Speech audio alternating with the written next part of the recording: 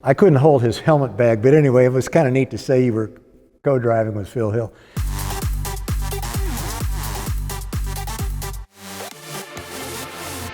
Yates put his thinking cap on and got a lot of unsolicited advice from the competitors.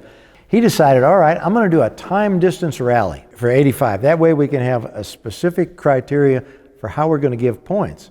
All we cared about was getting back with our buddies and boogieing around the country again. And he enlisted the aid of some heavy-hitting sponsors like Chrysler Corporation again, Uniroyal. Well, Chrysler wasn't as much in for the fun of it as they were to introduce new vehicles. Well, they came up with the LeBaron GTS Turbo as a new for 85 vehicle. So they enlisted the help of Phil Hill. There were 3 in his vehicle, and one of them was a serious rally competitor. And one of my patients was his own manager down here in Atlanta for Chrysler. When I was telling him about our exploits in '84, he said, well, we're trying to introduce this new car. Maybe I could get a second car for you guys. I said, hey, great, that'd be fine, I'm a co-driver with Phil Hill. Team. I couldn't hold his helmet bag, but anyway, it was kind of neat to say you were co-driving with Phil Hill.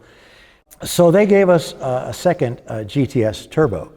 As I recall, we had it fitted with some Recaro seats and a 5-point harness and a fire extinguisher. We put an ATL fuel cell in the back because I knew we were going to need some more range.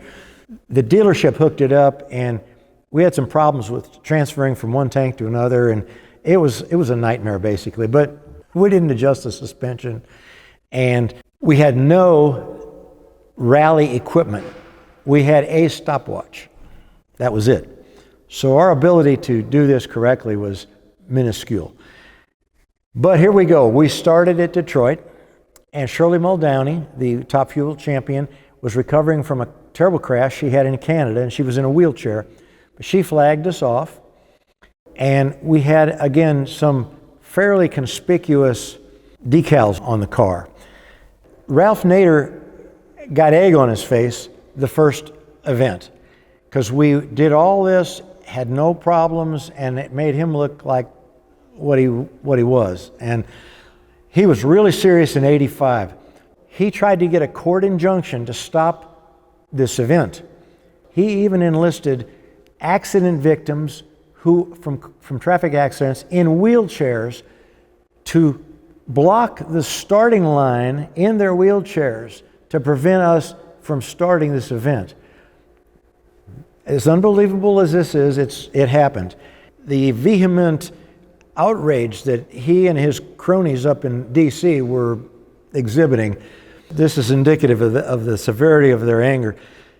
And of course, John Buffum, who was a world rally champion and renowned and had his navigator, he was in an Audi Quattro, and he was long gone and doing his thing the way it was supposed to be done. And if we'd had any brains, we'd have followed him, but we were just out having fun. But we were not serious competitors for this time distance event. Of the Upper Peninsula of Michigan, we're going along about a $1.10 again, maybe. And back of us comes this Ford slick top. I think it was a civilian car. It was a county deputy in literally a souped up Ford. He caught us, and I thought, and he hit us a light. And he had one of those handheld kind of lights that you put on the dash. He got out, and he was kind of smiling. And he got and looked at our car. He saw the 5-point harnesses and the fire extinguisher. And, he knew we were serious drivers. We weren't just some yahoos. And he asked us a little bit about it and said, well, I'd like to do this sometime. And he let us go. He said, but you better watch out ahead, because we got some state boys up there that are really looking for you. In '84, a fellow named Rocky Aoki, who started the Benihana chain and was an offshore powerboat racer, he had basically a NASCAR stock car with a big engine, and he put a 1959 Rolls Royce Silver Wraith body over it. And he and his co-driver, Rocky, had a tuxedo, and Yogi Bear had a chauffeur's uniform, and they were going to run in '84, but they had mechanical problems. They couldn't start. So in '85, Rocky shows up, ready to go. He had a microwave in back of his car, and Benihana at the time was selling frozen dinners. So he had a supply of frozen dinners in the car, and he would microwave frozen dinners, and he would hand this out to one of the competitors. I'll never forget that. So that was a fun memory. Michigan was real serious about enforcing this. Somehow they had gotten a hold of the stages, the routes, and they had a guy in a barn with a radar gun. Well, through our CB conversations, we were able to negate that speed trap. We got to North Dakota. There was a guy posing as a hitchhiker, and he had his power pack and his radio in his duffel bag, and he was alongside the road posing as a hitchhiker, nailing us. Well, again, through the miracle of CB, we were able to counter that deterrent. We got involved in Montana in a blizzard. Some guys went ahead through the checkpoints and some didn't. We chose not to. We made a more direct route to Las Vegas. And we got to Las Vegas and had a pretty good time. Steve Wynn has quite a car collection down there, and he invited us to see his car collection. That was memorable to see that. And we had a nice party, all of us, which again, was about the camaraderie. It was a car guy thing. And that's what was the draw for all this. And the radar detectors were pretty good. Now, Instant On was just coming into vogue. Instant On wasn't everywhere. And Jim Jager, he and his cohort invented Escort. It saved us a lot. But we ran in packs a lot, and we'd take turns running point. We'd have, somebody running point, somebody in the caboose there, and some guys in a rocket chair. The guy in the rear had to watch out for approaching, and the guy in front was kind of like jailbait, but we took turns, and it was like Russian roulette, I guess.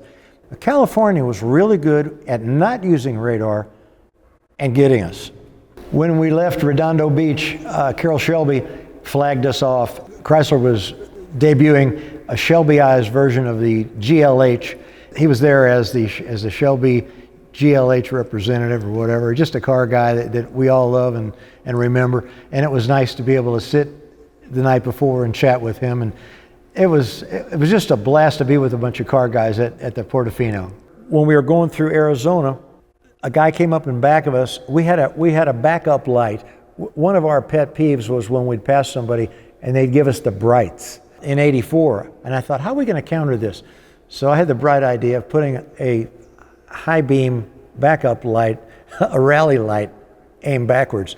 And we had a brake cutout switch on the car.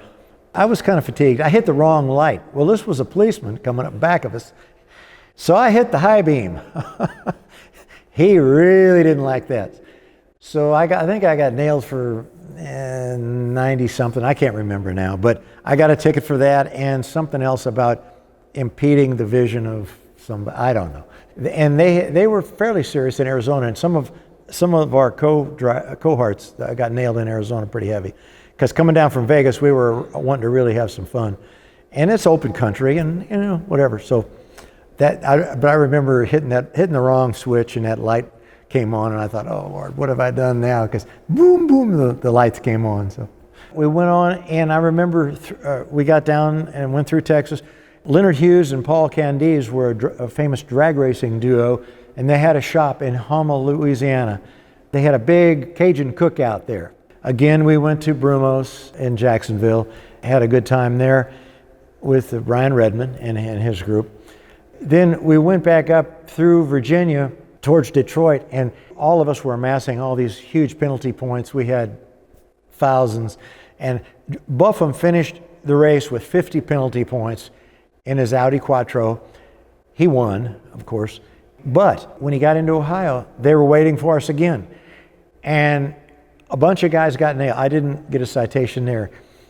Buffum was hauled away in handcuffs. He was at the victory banquet, so obviously he got out of whatever they had him charged with. But they were serious about it, and I remember that. Here's a winner being in the pokey. That was fun. But we have really good memories.